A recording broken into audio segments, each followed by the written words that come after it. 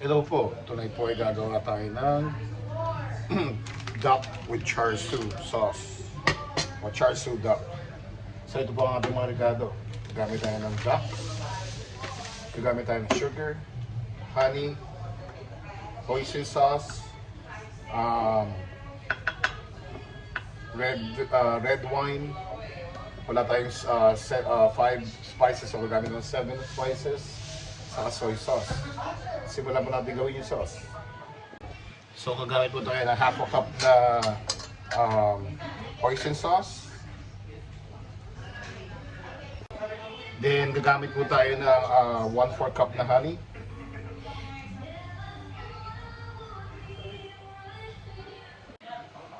Then apat na tablespoon ng wine, red wine.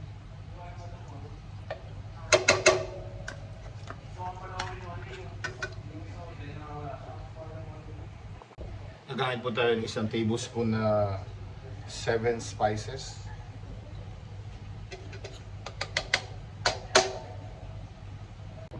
Then gagamit po tayo ng half a cup na soy sauce. Then stir lang po natin ito.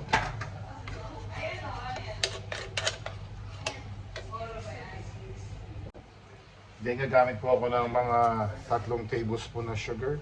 1, 2, 3. Then mix po natin siya.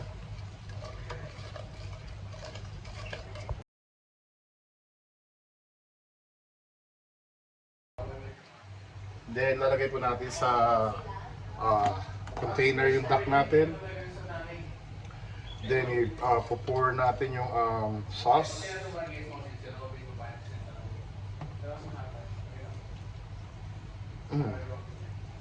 Lalagyan din po natin siya sa loob para malasa.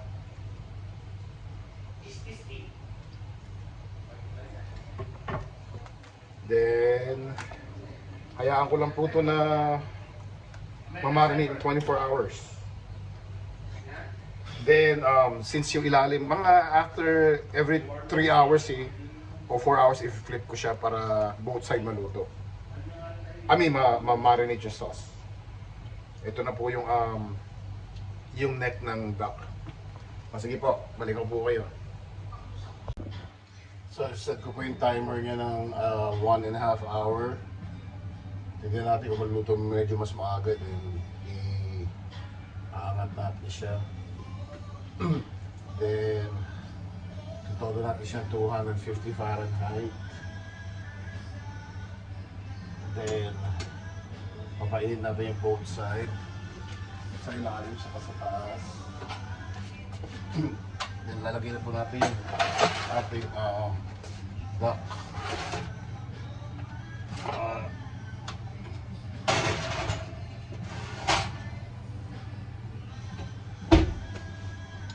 Yan po siya, balikan ko po kayo. Checking ko siya every siguro mga 30 minutes or 20. Then papahiran natin siya para malasa yung duck. Balikan ko po kayo. Then papahiran po natin siya ulit after ng mga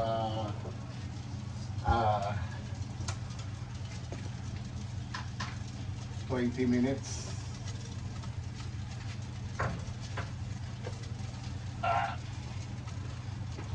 Yan na po, puputok-putok po siya.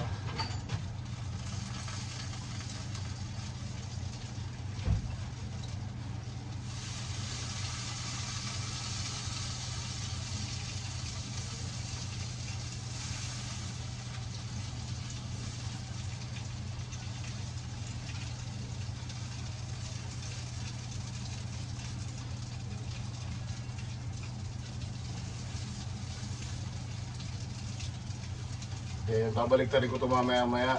Pakakita yung kabilang side din. Balikan ko po kayo. Then babalik na rin ko po yung kabilang side nito. Then lutuin din natin kabilang side. Balikan ko po kayo. So after po siguro ng mga 1 hour, iangat ko na po siya. Ah.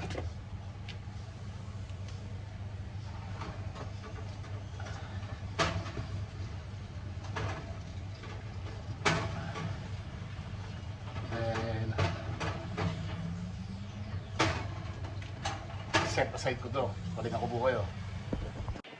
So ito na po ang ating roasted char siu duck. Thanks for watching, guys, and don't forget to subscribe. Bye.